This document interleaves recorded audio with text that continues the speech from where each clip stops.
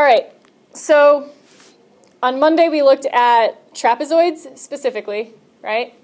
Got all the way through that. What we're going to do this week is look at kites, or today we're going to look at kites. Before I move on to that, let's do a really quick review of the properties we talked about. So remember that when we're looking at trapezoids and kites, we're assuming that we are a non-parallelogram, right? We've already done a section where we looked at all the parallelograms. So in this section, last lesson, we looked at this side of this chart. So we looked at what makes something a trapezoid, what are the properties of a trapezoid, okay? And then we also looked at what makes something an isosceles trapezoid. Who can remember what the special properties of an isosceles trapezoid are? That doesn't happen in just any old trapezoid.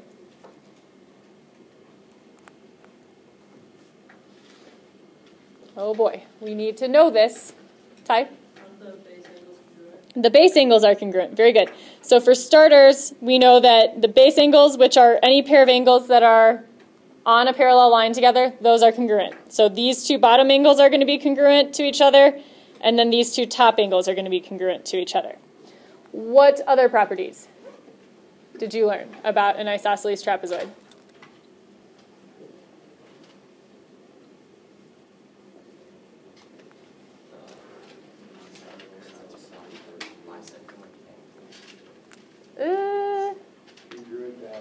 Congruent diagonals. There you go. Yeah, so we also found that in an isosceles trapezoid, you've got congruent diagonals. Just as a quick review, what other figure do you know that has congruent diagonals? A rectangle, which also means a square, right? Rectangles and squares have also congruent diagonals. So the way that you're going to decipher between those three, if you find that you have congruent diagonals, you would know it's a rectangle or a square if you knew it was a parallelogram, right? You would know it's an isosceles trapezoid if it was a non-parallelogram. Okay? All right. Let's take a look at kites then today. So kites, remember, just as a quick review, I did talk through this the other day. A kite is a figure that has two pairs of consecutive sides that are congruent. Okay?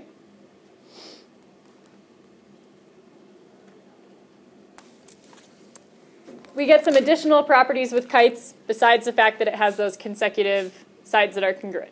All right. The first property is that a kite is going to have perpendicular diagonals. So if I draw in my diagonals on this figure, you'll notice that they do look perpendicular, and that's because they are.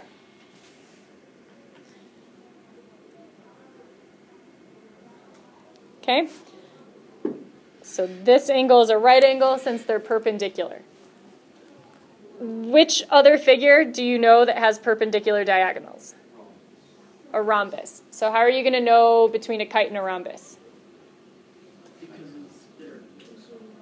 Because what?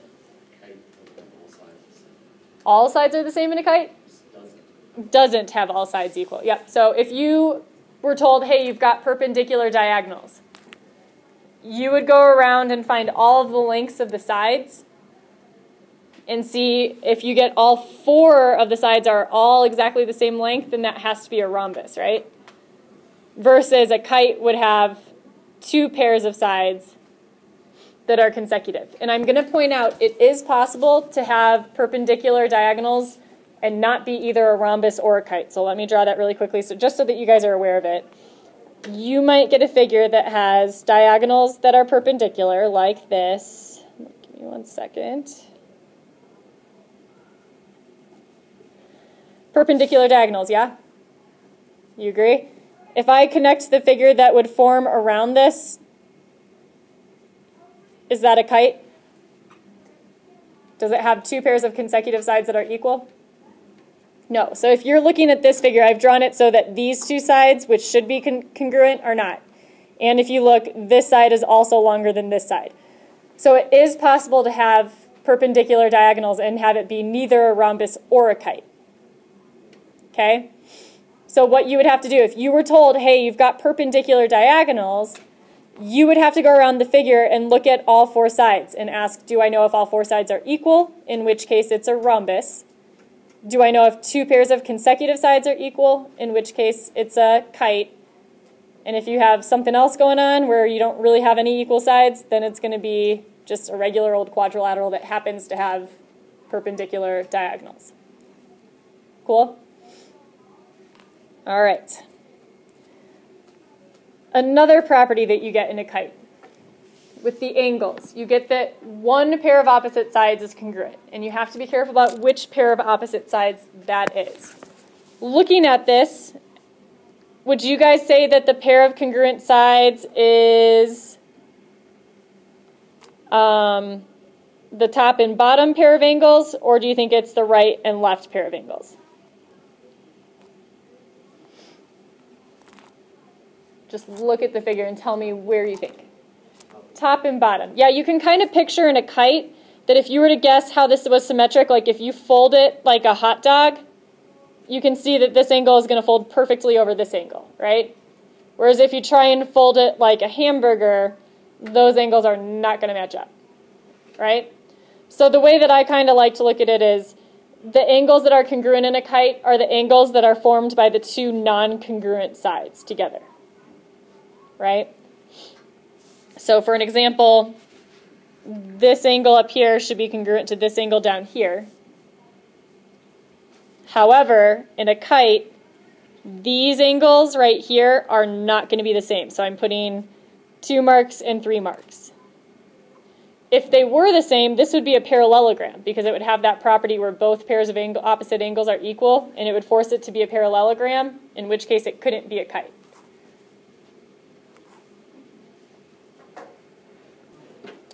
All right, so let's take a look at some examples of these properties and how they'll come up. This is example 3 carrying on from the other 2 examples I did the other day.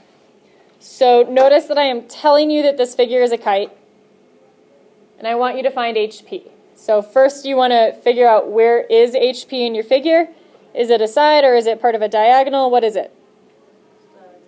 It's part of a diagonal, right? So if I were to kind of mark this so that I can see what I'm looking for, HP is this side right here in red.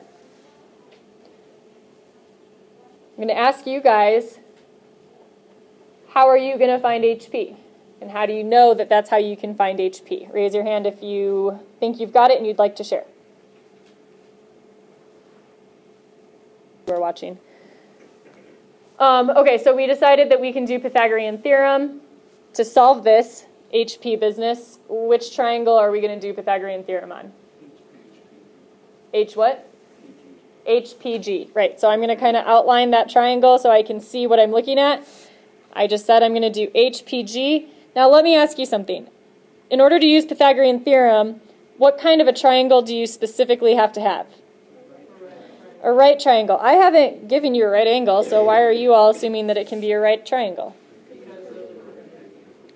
You're telling me it's a perpendicular diagonal? How do you know that? Because it's a kite. Do all parallelograms have perpendicular diagonals? No, not all of them, right? So we couldn't do this in like a rectangle. You wouldn't be able to do this, right? Something like that. You have to watch out for this. We need a right triangle specifically. All right. Who can help me on my Pythagorean theorem setup? Tyler? Square root of 29 equals 5 plus b squared. Or 5 squared plus b squared. We're missing one thing. And so he said b squared, right? Let's do x squared just so that it doesn't look like a 6. So he's calling x the HP. And the 29 has to be squared as well. Good. All right. So what is the square root of 29 squared? 29. Right. Remember, a square and a square root cancel each other out. That equals 25 plus x squared. When we subtract our 25 over, we're left with 4. Square root both sides. X is 2. And remember, we labeled x as our HP side, so we're technically done at this point. Any questions on that problem?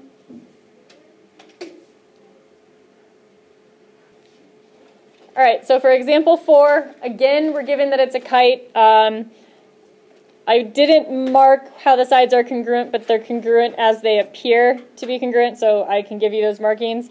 You would mark, hold on. This side is congruent to this side, and this side is congruent to this side.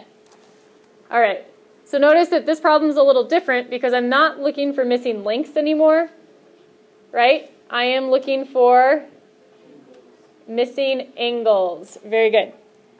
So, all right, step number 1, yeah. Something to take note of is that all 4 angles in any quadrilateral have to add up to 360. The problem is that right now, I've only got 3 angles, and I need 4 in order to add them up to 360, right? So what I'm missing is S. Can anyone tell me what I can put in for S? 125. Why can I put 125 in there? Because it's opposite, and it specifically is the pair of angles that is between the 2 non-congruent sides, right? So these 2 angles are equal. The most common mistake people will make next is to try and tell me that x is equal to x plus 30. No, that is not true, right? In a kite, these angles are not going to be equal. Any questions on why? Again? Okay.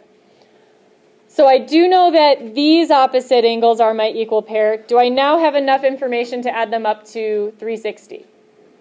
Yes. Okay. Don't be one of those people that makes the mistake, again, of trying to set these 2 things equal. That would be incorrect in a kite. If this is a parallelogram, that would be fine, but we're not in a parallelogram. So instead, what I'm going to do to solve this is add up my angles, 125 plus 125 plus x plus 30 equals 360. So if we start solving that, let's condense. What's 125, 125, and 30? Good. And then I still have plus 2 x's. Good. If I subtract my 280 over, I get that x is, careful, 80. And then divide by 2. Am I done? No. Very good. So Jensen just said, no, I'm not done because I still have to find angle T and R's. Specifically, the problem did not ask you to say, solve for x. You have to solve for x in order to find those angles, but that's not the final part of the problem. So for angle T, x is 40 degrees. So that one is pretty straightforward. R, you would just take your 40 plus your 30, and yeah, you would get 70 degrees in this angle. Any questions on that? For some reason, these problems, I don't know what it is about them, but a lot of students really screw them up, even though it really isn't that hard. And I think the reason why is they start to use the properties from parallelograms. So like I said, a common mistake is that students will try and set these 2 angles equal to each other, or they'll try and add these 2 angles up to 180. Again, that's not a property of a kite. You do not know that angles are supplementary in a kite, right? It could happen that way, but probably not. So you really want to, in a kite, all that you know is that this one pair of opposite angles are congruent. And then from there, the only other thing you know is that all the angles in any quadrilateral add up to 360. All right? Okay. So, did that take you to, what did that do? That did not do what I wanted. There we go. I'm going to give you a second to copy this down. Notice that this is another one of those problems where I'm going to give you 4 coordinates and you have to give me information about it without graphing. Okay, that's kind of the key, is I've been teaching you guys to do this without graphing. So let me give you a moment to write it down and then I'll talk you through it. And while you guys are copying, I have a couple of mistakes up here, so please make sure that you watch out for the mistakes that I'm about to put some corrections on. It's not really mistakes, it's just, I guess, not the most efficient way that you could do the problem, is more or less what I'm trying to say.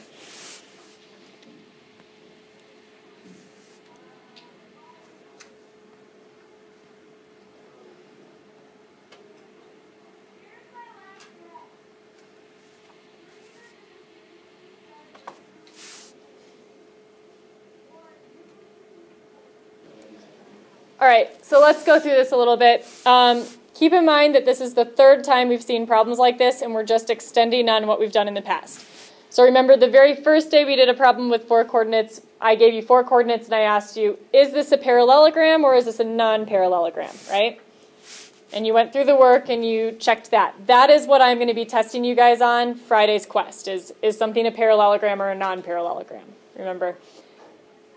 Then we went on the next day and we said, okay, assume that we have a parallelogram. Now show me, if I give you 4 coordinates, is something a rectangle, a rhombus, or a square in that category, right? Today what we're looking at is, well, assume you went through that very first day steps and you found that you had a non-parallelogram, all right? Now what you have to check for, is it a trapezoid, isosceles trapezoid, or a kite, or none of the above, okay? Your steps are, you can kind of follow this for the most part. Kite is a little bit different, so that's kind of why I changed some stuff on it. I just changed this to make it more efficient. It wasn't that it was wrong, it was just that you would have had to do more work than you really needed to, and I'll explain why. Okay, so first of all, our first step is always going to be to find the slopes of all 4 sides.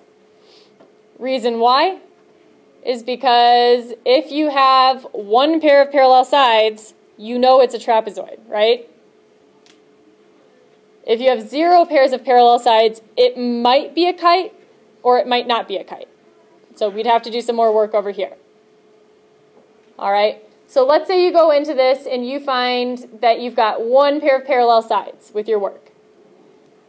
Then you're going to check to see if you have an isosceles trapezoid, and I know it's covered up by this Doceri desktop, but I told you guys what it said. You check for an isosceles trapezoid. This is just one way to do it for congruent diagonals, because you know that in a trapezoid, if it has congruent diagonals, it has to be an isosceles trapezoid. You could also check to see if the 2 non-parallel sides, if those are congruent. That would also work. Either way, you're doing 2 distance formulas. Okay? So that's how you check for a trapezoid. Let's say you do this first step and you check all the slopes and you find that you don't have any parallel sides. Okay? It could be nothing at all. Or it could be a kite. So you need to see, is it a kite or is it nothing? All right? So the way that you want to do this, I had put perpendicular diagonals here. But remember, I showed you an example of a figure that had perpendicular diagonals that wasn't a kite, right? So that's not quite enough, and that's why before I'd said, well, you'll have to do some extra slope or some extra work required. And originally I said you just need to find if 1 pair of congruent sides that are consecutive are congruent. You would have had to do at least 3 distance formulas here to do that, right? So you're almost all the way around just finding all of the sides. So what we can do instead is completely nix the perpendicular diagonal idea. While that's true, it's just extra work. And instead just go around, find the distances of all 4 sides, right? If you find the distances of all 4 sides and both pairs of your consecutive sides are congruent, then you've got a kite. If you find the distances and you've got consecutive sides that aren't congruent, then it's not a kite and it's nothing. Any questions on what we're doing here? Okay, so last example, make sure that you're really following along because these are the problems that get tedious. All right, so notice that for this problem, I am telling you that you have a non-parallelogram. This is key, right? I know I have a non-parallelogram. So at most, how many opposite sides could be parallel? 1 pair, at most. If you had 2 pairs of opposite sides that were parallel, it would be a parallelogram, and it would, contradict this, right? But I do need to see, do I have 1 pair of parallel sides or 0 pairs? Because that will put me in the category of checking things in my isosceles trapezoid or it'll put me in the category of checking things to see if it's a kite. I need to know which path do I go down on that last chart that I gave you guys, right? How do I see if opposite sides are parallel? How do I check to see if opposite sides are parallel? I can have two distances that are not parallel, right? What? The slope, right? The slope is going to tell us if lines are parallel. Are you just going to pick 2 points willy-nilly up there and hope that they are opposite sides? No. How are you going to know how things are opposite sides without actually graphing this thing? Given w, x, y, z. So what you want to do is just draw a little sketch so that you can see where things are on your figure. I'm not going to draw the sketch to look like anything because I don't want to assume that it's a trapezoid or a kite. So I'm not going to make it look like a trapezoid or a kite. I'm actually just going to sketch something that looks like a rectangle. Again, this is just so that I can see my opposite sides. So I'm going to go around the figure and make sure I put my letters in order. That's the whole point of this thing right now, is just to see which letters make up an opposite side. All right, I'm going to start one for you guys. I want you to tell me what is opposite. If I wanted to find xy, what's opposite of xy? So those would be two slopes that you guys would look at together, right, to see if they're parallel. So let's start the work for that. How do you start your work for these problems? You write this M. What does M tell me? M tells me that you're finding the slope. And then you want to put a little xy because you need to tell me specifically what are you finding the slope of. Why is that really important to me? It's important to me because these problems, as you guys have seen, have a ton of work. If you go into the problem and on your quest, I get to your problem and you have just work all over the page and nothing is labeled and you have the incorrect answer, am I about to go sift through all of that work to try and figure out which points went where, what you were thinking? I am not going to do that. You need to give that information to me, otherwise I'm just going to give you the, no credit for something. When you could get credit if you just make it easy for me to check, like, did they go on the right track? That kind of thing. If I can easily check to see if you're heading in the right direction, I will absolutely give you partial credit. If you're going to make it a 5-minute long process for me just to sift through your work, I'm not going to do it. Why? Because I have 140 of you guys. What's 140 times 5 minutes? Way too much time. That's what that is, okay? So please label that for me. So we're finding the slope of xy. I've labeled it. I have now told my audience this is what I am looking for. Now I can actually do the formula. So look at your points. You've got, where's my thing? Okay, you've got x and y. What's your slope formula? Very good. y2 minus y1 over x2 minus x1. So in this coordinate pair, I would take -3 minus 0 divided by 4 minus 3.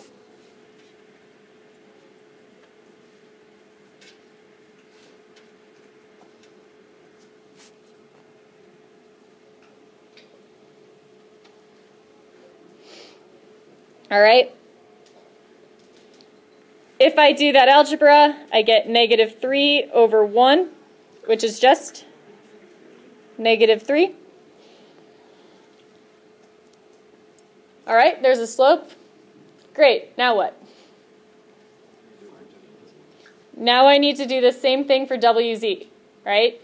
And I'm just going to put it right below my other work so that it's all organized and easy to follow. I'm not going to write this like down here somewhere random, right? WZ, slope distance or slope formula for that is 1 minus 2 divided by -4 minus -1.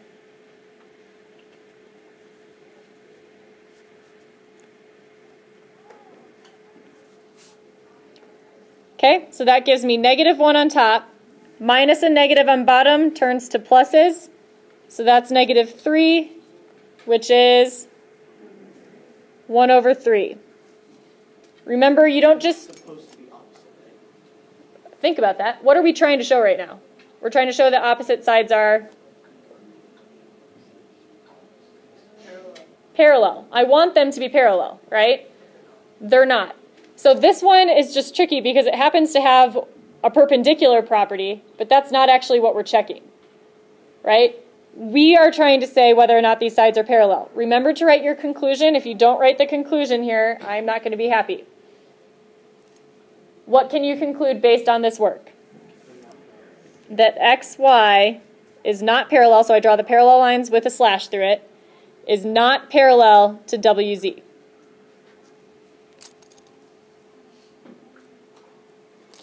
Is that enough for me to say that this is not a trapezoid? Not quite, because what could be parallel? Yep, I could have that these sides are parallel. So that's my next check. I'm just going to do some more slope work on this. So now I'm going to find, this time, the slope of XW or WX. Okay, so my setup is going to be for WX 0 minus 2 over 3 minus a negative 1. When I do 3 minus a negative 1, what will that change to? Plus 1, right? So I can just write that. That's going to be negative 2 over 4, which simplifies to negative 1/2.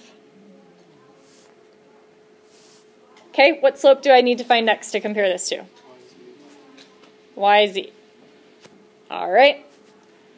Slope formula for that guy is going to be 1 minus a negative 3, which will be plus 3, and negative 4 minus 4. So 1 plus 3 over negative 4 minus 4 gives me 4 over negative 8. So what do? You conclude that WX is parallel to YZ. Based on these two pieces, so based on this guy right here and this guy right here, what are you going to tell me about these things? What do they tell you? It is at least a trapezoid, right? Am I done? Why not? I have to see if this thing is isosceles next, right? How do I check to see if I have an isosceles trapezoid? Distance formula on what? You can do the diagonals. Yep. So I currently, up in my figure here, have just shown that my blue sides are parallel, right?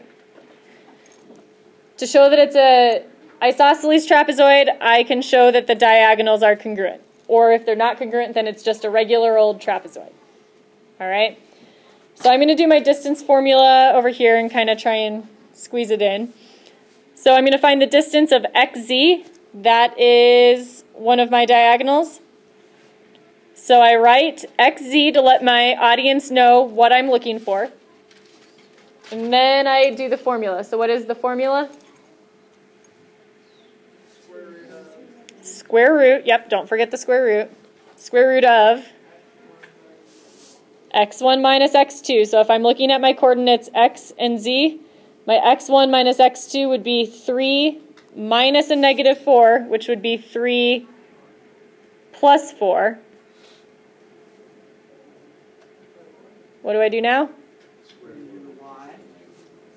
Plus y1 minus y2. Between those, my y1 would be 0, minus a y2 would be 1. So 0 minus 1 squared. Then I do some simplifying. So at this point, I can look at 3 plus 4 squared. 3 plus 4 is 7. Square it is 49. Plus 0 minus 1 is negative 1. Square it. So this is the square root of 50.